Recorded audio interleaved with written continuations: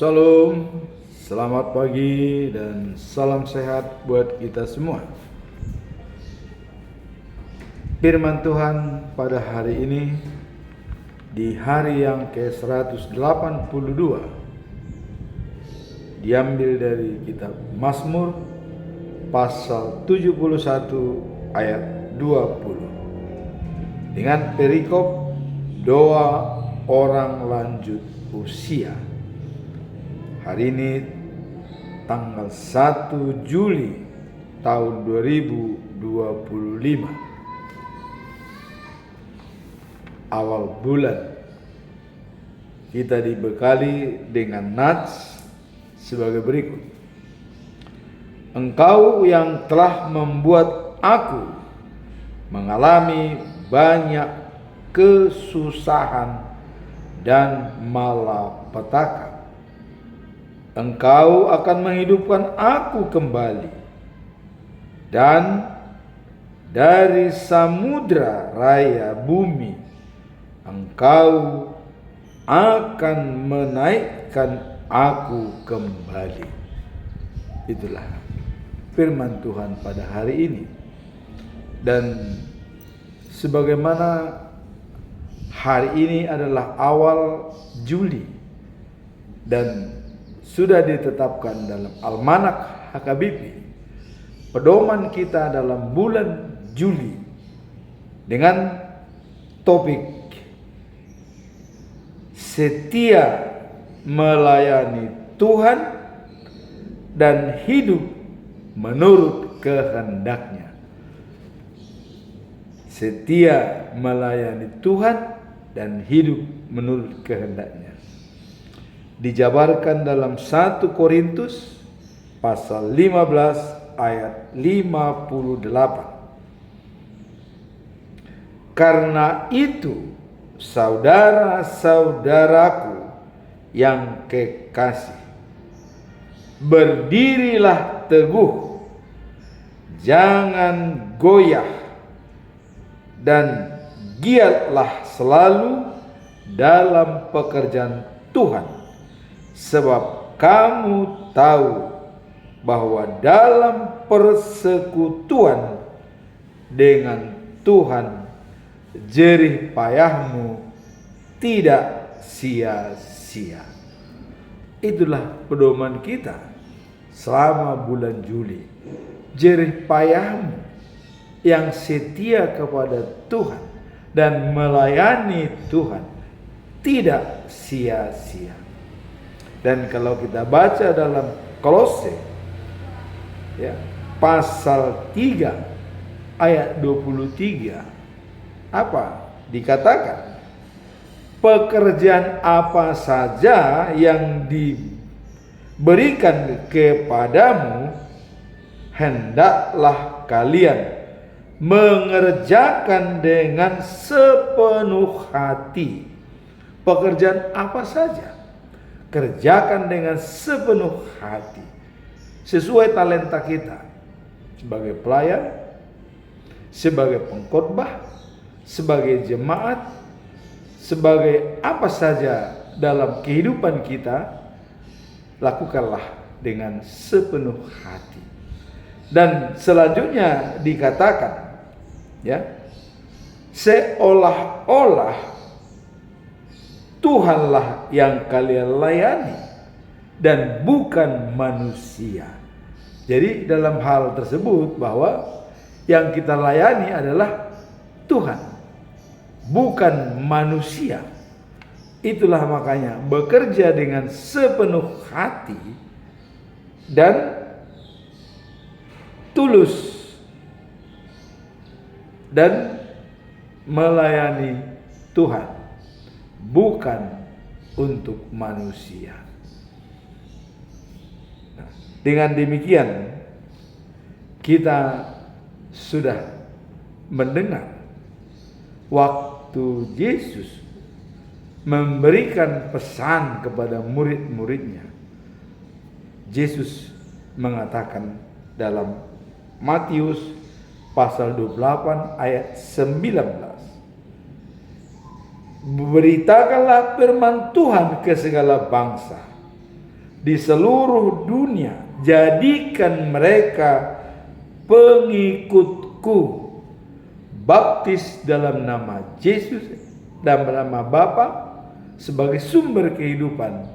Baptis dalam nama anaknya Yesus sebagai juru selamat yang memberikan kedamaian antara kita dengan Allah.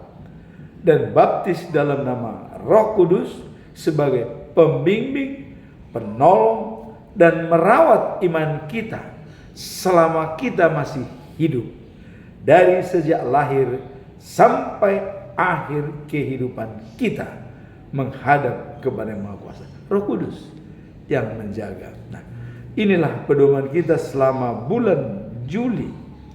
Artinya, ya, kita melayani dengan baik, sebab apa yang kita lakukan itu tidak sia-sia, melainkan mendapatkan hasil yang akan lebih baik diberikan oleh Tuhan. Sekarang kita masuk dalam konteks hari ini, yaitu jelas dalam ayat 20 tadi dikatakan bahwa engkau yang telah membuat aku mengalami banyak kesusahan dan malapetaka. Apa latar belakang bahwa Mazmur berkata seperti itu? Mari kita lihat, ya. Ayat ini berbicara tentang harapan dan keyakinan akan pemulihan dan dari penderitaan. Jadi ada keyakinan pemulihan untuk menyelesaikan masalah dari penderitaan yang kita alami. Inilah latar belakang ayat ini, bahwa pemazmur mengatakan walaupun dia mengalami banyak penderitaan dan malapetaka, tapi ada harapan dia dibangkitkan kembali dari belenggu-belenggu yang menimpa dia. Itulah latar belakang. Dalam konteks ini, Mazmur mengekspresikan kepercayaan penulis bahwa Tuhan akan mengangkat dia dari kegelapan dan kesedihan. Jadi ada keyakinan daripada penulis, maka dia mengekspresikan bahwa pemulihan itu akan datang kepadanya untuk mengembalikan dia ke jalan yang lebih baik. Nah, seperti kita lihat penderitaan apa yang dialami oleh Daud pada saat dia sebagai raja. Nah, kita lihat waktu dia membantu Raja Saul. Raja Saul merasa dia akan disaingi karena banyak bernyanyi daripada perempuan-perempuan menyambut kedatangan Daud pada saat dia mengalahkan banyak musuh, Amori, Amon, ya. Orang bernyanyi-nyanyi. Kalau Saul hanya mengalahkan beribu-ribu orang. Tapi kalau Daud mengalahkan berlaksa-laksa orang, artinya berpuluh ribu. Terjadilah kecemburuan daripada Saul. Maka Saul merencanakan untuk membunuh Daud supaya tidak bisa menyaingi dia. Tapi apakah itu berhasil? Semua itu adalah gagal total, karena Daud dilindungi dan diurapi oleh Tuhan untuk menjadi raja di Israel. Kemudian ada lagi mengalami penderitaan bagi Daud, anak kandungnya sendiri yang mau mengkudeta dia. Padahal pada saat anak kandungnya itu berada digesur di rumah mertuanya karena dia membunuh Amnon, anaknya Daud yang paling sulung. Kenapa dibunuh Amnon? Karena dia memperkosa Itamar, adiknya Absalom. Ya. Maka Absalom benci sama Amnon dan dia dibunuh pada saat pesta diadakan oleh anak buahnya. Setelah dia membunuh, lari dia ke Gesur, ke rumah mertuanya. Tapi Daud tetap memanggil dia melalui Joab, ya. Panggil dia karena dia anak kesayanganku. Tapi apa yang begitu Absalom pulang ke Israel, bukannya malah mau sujud kepada orang tua, menghargai orang, tapi malah mau mengkudeta Daud. Dia mencoba mengambil kekuasaan dari Daud. Jadi semua orang yang tadinya konsultasi kepada Daud di stop sama Absalom. Jangan kepada Daud. Saya yang akan memutuskan. Saya akan menyelesaikan. Nah, sehingga klimaksnya sampai Daud melarikan diri dan bersembunyi di tempat lain. Dan kemudian Absalom sempat dia melecehkan gundik-gundik daripada Daud dan dibawa ke atas loteng dan sengaja dipertontonkan kepada orang. Sinilah kudeta yang mau dibuatkan oleh Absalom kepada Daud. Tapi Absalom mati terbunuh pada saat berperang melawan Palestina, dan jenggotnya tersangkut di pohon dan dia tergantung, keretanya jalan dan dia dibunuh oleh Joab. Inilah merupakan kesedihan bagi Daud. Kemudian kesedihan yang ketiga adalah kematian anaknya Amnon, ya, dibunuh oleh Absalom melalui anak buahnya. Jadi kematian Amnon. Nah, kemudian ada satu lagi kesedihan bagi Daud. Kematian anaknya yang dilahirkan oleh perempuan, istri daripada Uria, ya, yaitu yang Betseba, istrinya yang diambil dari Uria, Betseba, mati anaknya. Jadi dengan demikian Daud mengalami tantangan dan mengalami banyak hal-hal yang bisa menyangkut nyawa dan juga iman dia. Maka dia mengatakan, ya, aku kau buat menderita, ya, dikatakan kepada ayat hari ini bahwa engkau yang telah membuat aku mengalami banyak kesukaran dan malapetaka. Benar-benar terjadi, ya. Ada malapetaka yang akan merenggut nyawanya. Engkau akan menghidupkan aku kembali, dan dari samudera raya bumi engkau akan naikkan aku kembali. Artinya dia yang sudah tadinya hilang begitu terkubur, tapi bangkit kembali atas penyertaan Allah. Itulah latar belakang dari perikop ini. Kemudian dikatakan bahwa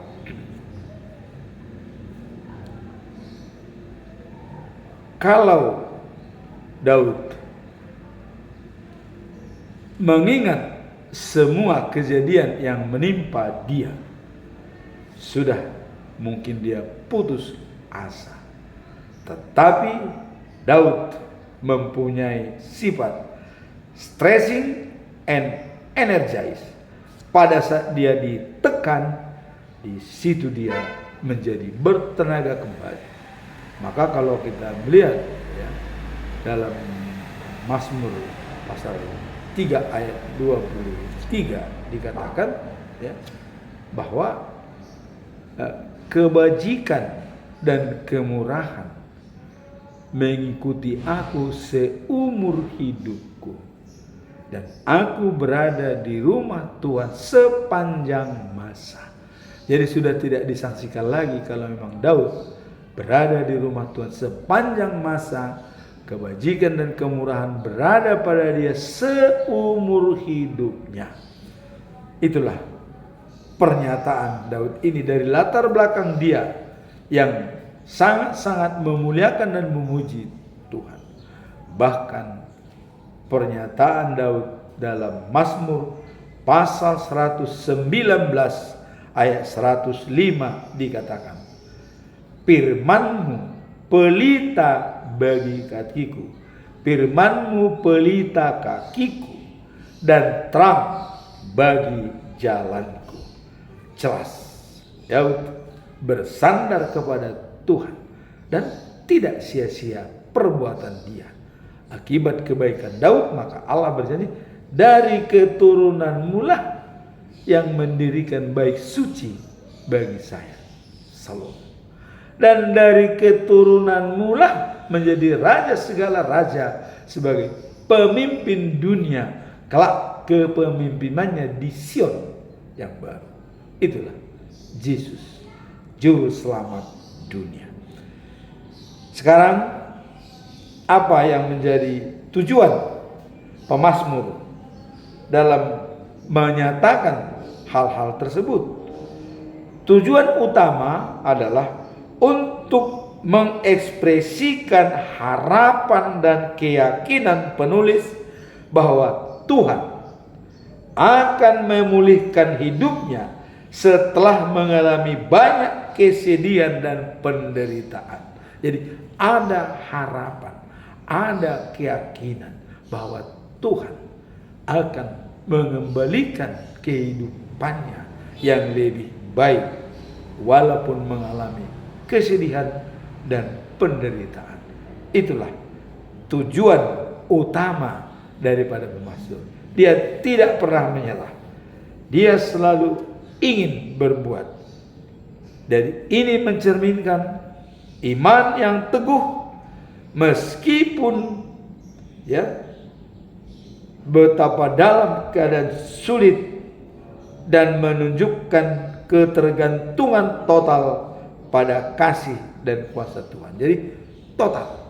Maka tadi dikatakan kemuliaan, kebajikan dan kemurahan meliputi aku seumur hidup, dan aku berada di rumah Tuhan sepanjang masa. Ini sangat jelas pernyataan daripada Daud, ya.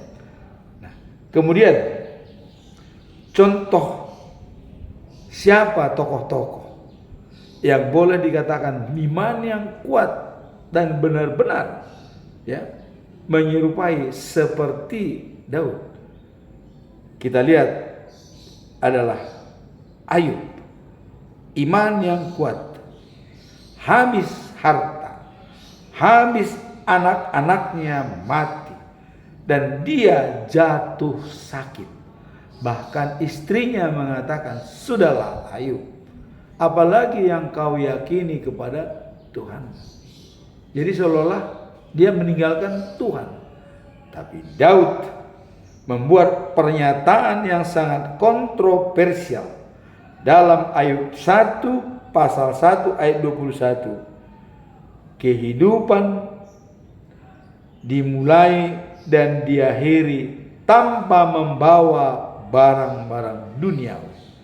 Artinya, kalaupun segalanya habis, harta habis, anak habis, dan jiwa saya juga mulai, tidak apa-apa. Saya dilahirkan ibu saya dalam keadaan telanjang. Kalaupun saya dalam keadaan telanjang menghadap Tuhan. Jadi harta itu bukan jaminan untuk menjaga kebahagiaan dia, tidak. Ayub, contoh yang paling sempurna dalam penderitaan lengkap.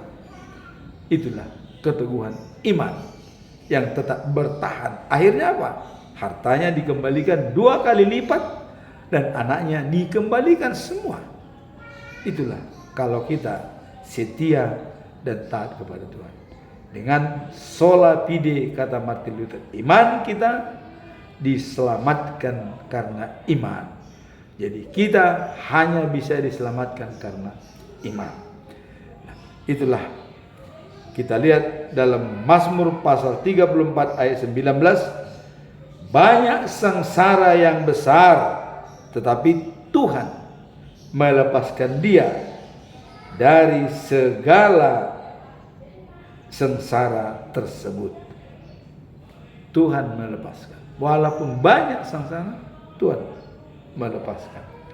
Ini bisa kita lihat dalam Mazmur 50 ayat 15 dikatakan, berserulah kepadaku di waktu kesesakan, aku akan membebaskan kamu dan kamu akan memuji aku. Jadi berseru. Jadi kalau kita dalam kesusahan cukup berseru. Itulah tujuan utama daripada perikop ini. Kita dalam kesusahan berseru kepada Tuhan agar Tuhan dapat memulihkan kita dan kita akan memuji Dia sampai selama-lamanya. Yang ketiga, apa pesan moral daripada perikop ini?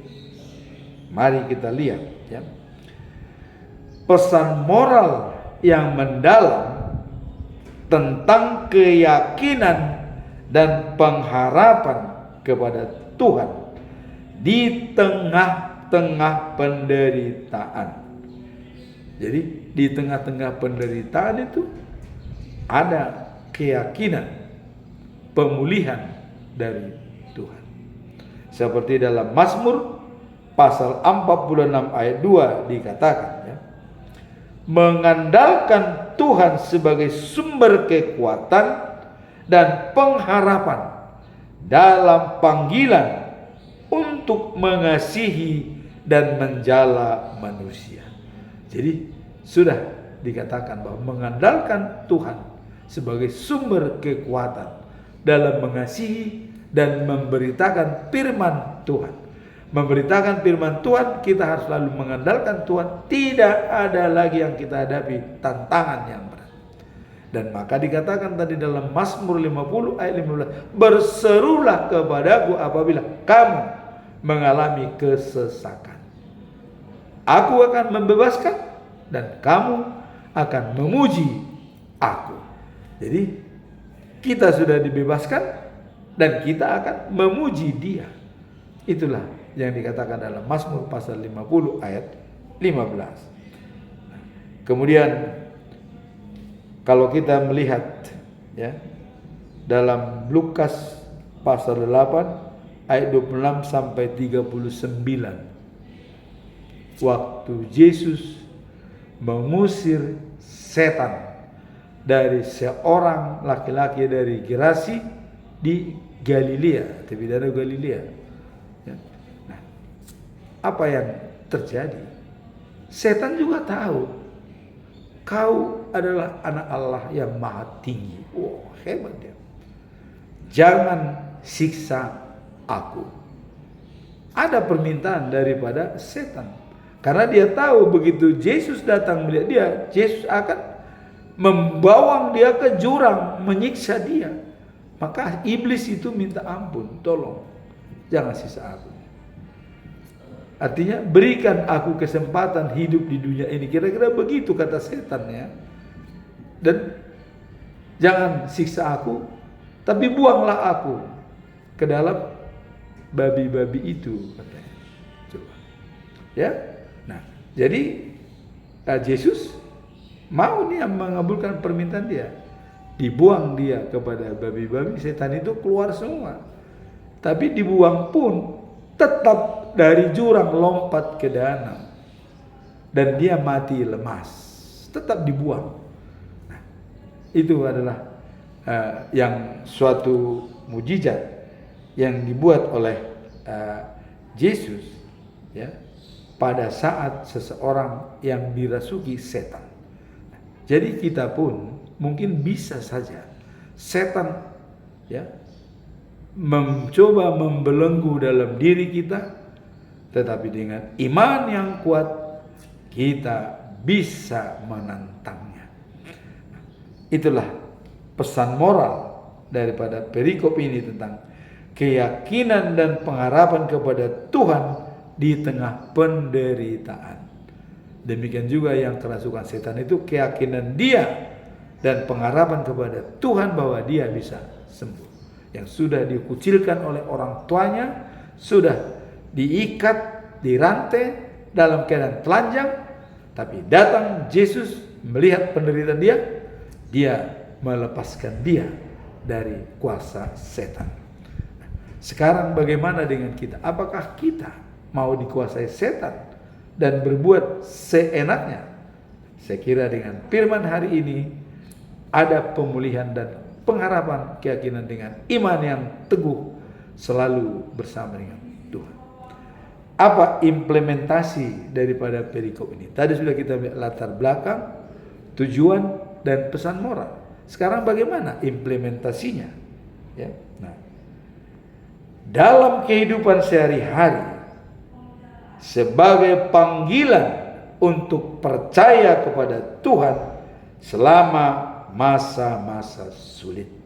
Jadi implementasinya adalah dalam masa-masa sulit kehidupan kita sehari-hari berserulah kepada Tuhan dan manfaatkanlah ayat yang sudah dimateraikan kepadamu pada saat kau sidi dan pada saat kau diberkati dengan pemberkatan nikah. Ada ayat tertentu pegangan kita. Dan bagi orang yang menjadi penatua, pendeta atau diakoni atau menjadi hamba Tuhan, ada ayat yang dimateraikan pada diri kita. Pakailah itu dalam kehidupan sehari. Itulah implementasi daripada firman Tuhan dalam hidup kita sehari-hari.